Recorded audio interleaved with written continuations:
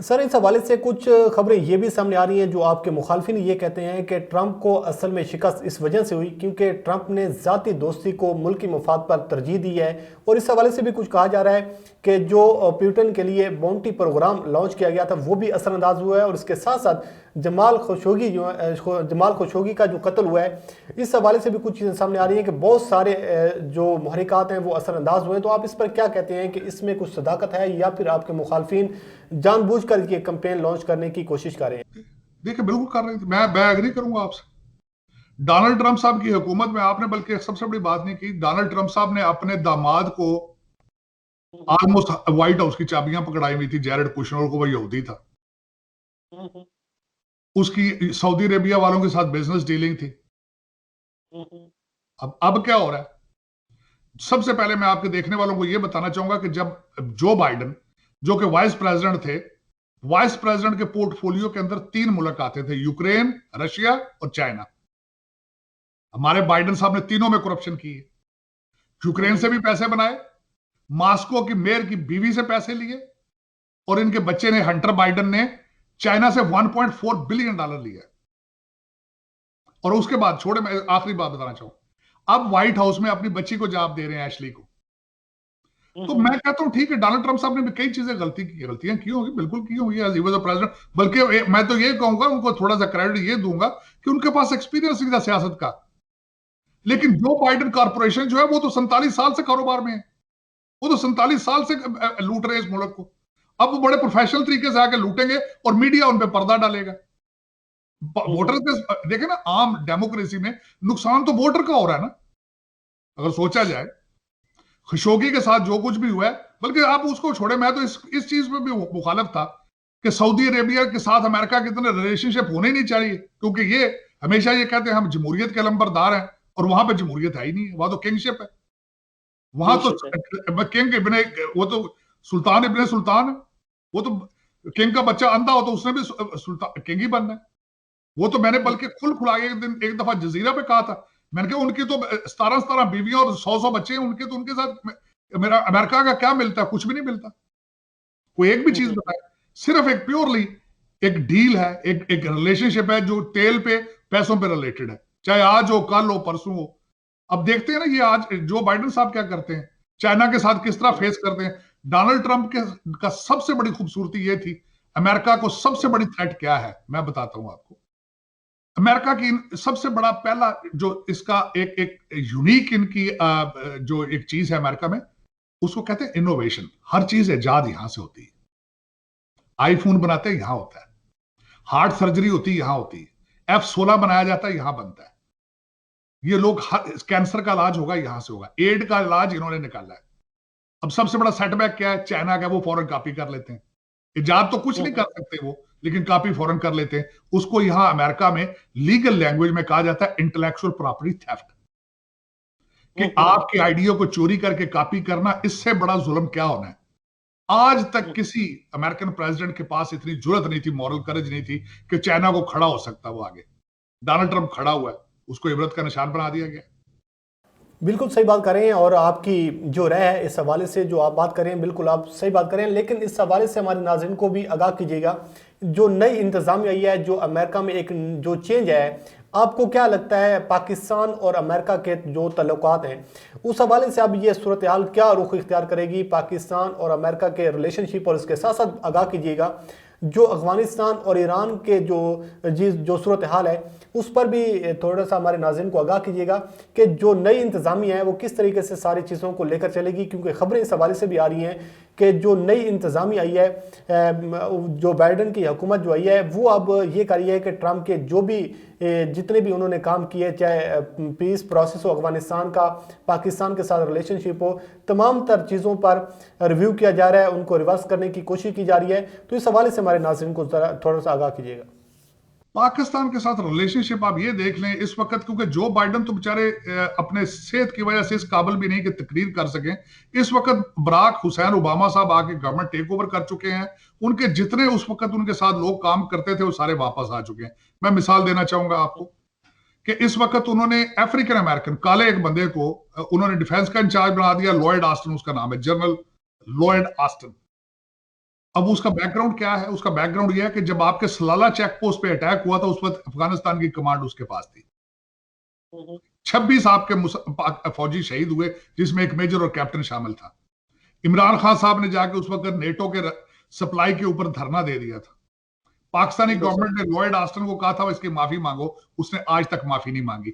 आपके रिलेशनशिप अब उनके साथ किस तरह के होने चाहिए? दूसरी मिसाल देना चाहूंगा आपको, एवरी हाइंस है एक, वो आपके पाकिस्तान में जो हादसा हुआ था रेमंड डेविड्स का, उसकी मूजद वो थी।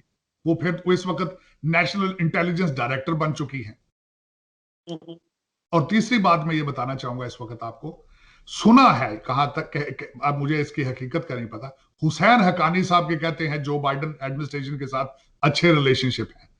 आप क्या ख्याल है? आपको पाकिस्तान के वफादार हैं, पाकिस्तान के लिए के मुफाद के लिए काम कर रहे हैं? और आखिरी बात आपको यह बताना चाहूंगा कि पाकिस्तान के साथ रिलेशनशिप, पाकिस्तान के ऊपर जितने ड्रोन अटैक ओबामा पीरियड में हुए जब वाइस प्रेसिडेंट जो बाइडेन थे, उसकी मिसाल मौजूद नहीं। लेकिन उसमें मैं इनको ब्लेम नहीं करूंगा। मैं बॉटम लाइन ये करूंगा कि आप 73 साल से सोए हुए हैं और अभी भी सो रहे हैं। आप खुद नहीं उठेंगे तो आपको दुनिया कहीं एक साइड से मारेगी, चाहे दूसरी साइड से मारे। आप जिधर भी जाएंगे आप खज्जल जलीली होंगे, इसके अलावा कुछ भी नहीं है, क्योंकि आपके अंदर पाकिस्तानियत मौजूद नहीं है। मैं देख चुका हूं, मैं स्टडी कर रहा हूं, मुझे अभी तक नहीं पाकिस्तान से कोई अच्छे की उम्मीद नजर आ रही, अच्छी कोई खबर नहीं आ रही। 35 साल मुझे यहां आए हुए हैं, कोई अच्छी खबर आज तक मैंने पाकिस्तान के बारे में नहीं सुनी। आपके पाकिस्तान में आके वो अगले दिन क्या उसका नाम है, चार्जशीट क्या नाम है सर, इंग्लैंड वाले जो ब्रॉडशीट, उन्होंने आपको सारा चिट्टा खोल दिया, पटवारियों का भी, यूथियों का भी, जेलों की भी उन्होंने स्टोरियां सुना दी आपको। आपके किसी एंकर पाकिस्तान के किसी चैनल को जुर्रत नहीं थी उसको बुला के कौम को उनका असली चेहरा दिखाएं। लेकिन देखिए ना, ये अब जो बाइडेन ने तो नहीं करना ना आपको। अब मुझे ये बताएं, मैं छोटा सा, बल्कि मैं आपको बताना चाहूंगा, आज मैं कहीं बात कर रहा था, रोजाना खान साहब कहते हैं कि मैं एनआरओ नहीं दूंगा। एनआरओ तो आपने दे रखा है। जरदारी साहब की एक सूबे के ऊपर हुकूमत है, करप्शन में डूबा पड़ा सिंध, वो उनको को पकड़ रहा है। ये एनआरओ नहीं तो और क्या है? आपकी मर्जी से नवाज शरीफ इंग्लैंड गया है, आप $1 तक नहीं उससे ले सके, ये एनआरओ नहीं तो और क्या है? लोगों के लिए, हमारे लिए नारा ये है मैं एनआरओ नहीं दूंगा। किस बात, क्या बातें कर रहे हैं खान साहब आप? लोगों को आप लालीपाप दे देते, कभी कहते हैं सेनेट का इलेक्शन हम जीतेंगे तो फिर हम ऐसी कानून साजी करेंगे। मैं कहता हूं आपको सब कुछ दे दिया जाए, आपके पास विल ही नहीं है पाकिस्तान करने। आपने रियासत मदीना की अपनी कैबिनेट तो लोगों को बताएं कितनी है, और सारी की सारी अमेरिकन और ब्रिटिश है। कभी आपने कौम को बताया कि जो अमेरिका से और इंग्लैंड से जो लोग आपने वजीर बुलाए, इनकी पाकिस्तान के लिए सर्विसेज क्या है? हाँ, मुझे पता है क्या सर्विसेज है। आपको जब आप इंग्लैंड अमेरिका आते हैं, आपको गाड़ियों में घुमाते हैं, आपके खाने पकाते हैं, आप उनको वजारतों की चाबियां दे देते। आप नहीं, नवाज शरीफ भी और जरदारी साहब भी, इनकी कैबिनेट में जितने अमेरिकन और जितने ब्रिटिश हैं, उनकी सिर्फ एक सर्विसेज है, आपके खाने पकाते हैं, आपको गाड़ियों में घुमाते हैं, और कुछ भी नहीं है। हाई स्कूल भी नहीं पढ़े हुए मेजॉरिटी लोग। तो सर, जिस जानिब आप इशारा कर रहे हैं और जिन चीज़ों की जानिब आप हमारे नाजरीन को आगाह करें, जिस सूरत हाल से आप आगाह करें, तो इससे तो ये नज़र आ रहा है कि अब एक बार फिर जंगों का आगाज़ होगा, एक बार फिर जो मिडल ईस्ट में जो एक मरतबा लड़ाई होगी। तो आपकी बातों से तो हमें तो ये समझ आ रही है, इस पर आप क्या कहेंगे कि दोबारा जो अमेरिका की नई इंतज़ामिया है वो एक मरतबा फिर जंगों में जाएगी? क्योंकि ट्रंप तो इस हवाले से अनाउंसमेंट करके गए हैं कि ये पहला प्रेसिडेंट है अमेरिका का जिसने कोई नई जंग नहीं छेड़ी। तो इस पर आप क्या कहेंगे सर? तो मैं थोड़ा सा याद ये दिलाना चाहूंगा, अमेरिका की सियासत का हिस्सा है। डोनाल्ड ट्रंप साहब ने भी यही किया था, जब आए थे तो उन्होंने बराक ओबामा साहब की चीजों को डिसओन कर दिया था, उनको डीरेगुलेट कर दिया था। बिल्कुल इसी तरह कर रहे हैं अफगानिस्तान से। अब ये उन्होंने, बल्कि जो बाइडेन ने खुल के उनकी एडमिनिस्ट्रेशन ने बता दिया कि हम वहां से नहीं निकलेंगे, बल्कि सीरिया में तो अमेरिकन फौजी वापस जा रहे हैं। वो हर वो चीज बंद करेंगे जो डोनाल्ड ट्रंप साहब ने की थी। उनका सबसे बड़ी एक अचीवमेंट थी, जितना अरसा वो प्रेसिडेंट रहे दुनिया में किसी नई जंग का आगाज नहीं किया, बल्कि वो जंगों के खिलाफ थे।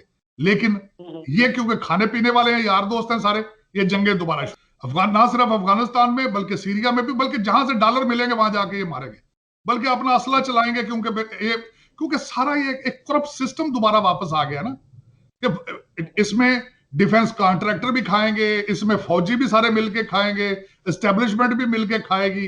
ये पूरी वारदात डालेंगे। अब ये जिस तरह पहले करते थे वो करेंगे सारा उस तरह। दिस इज इनका मैंडेट, यही है, यही करेंगे। आप देखेंगे ये बिल्कुल अमेरिका में वही होगा जो सोशलिस्ट मुल्कों में होता है। जिस तरीके से लोगों की हर उठती आवाज को बंद कर दिया जाता है, जिस तरह ट्विटर अकाउंट बंद कर रहे हैं, फेसबुक बंद कर रहे हैं।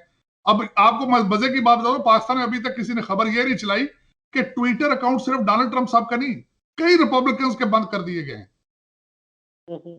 भाई ये देखो, ये इस तरीके से सियासत होती है, इसको सियासत कहा जाता है कि सेंसरशिप कर दें आप। अब हर उठती आवाज को बंद कर, कितनी आवाजें बंद करेंगे आप?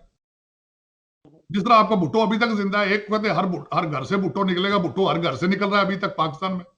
तो इस तरह ये कुछ सियासत नहीं है, ये बिल्कुल वही हो रहा है। दूसरा, आप एक और क्वेश्चन खशोगी के बारे में कह रहे थे आप, कि खशोगी का देखें, पाकिस्तान में एक फैशन है। आपको एक और छोटी सी बात, वो हमारे आजकल पाकिस्तान में कहते हैं फलाना अफसर बड़ा सख्त है।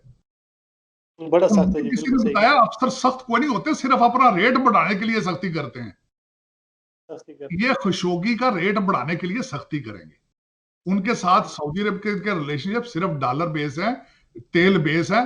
खशोगी के पीछे जाएंगे, जब पैसों की डील खत्म हो जाएगी ये भी दबा देंगे उसको।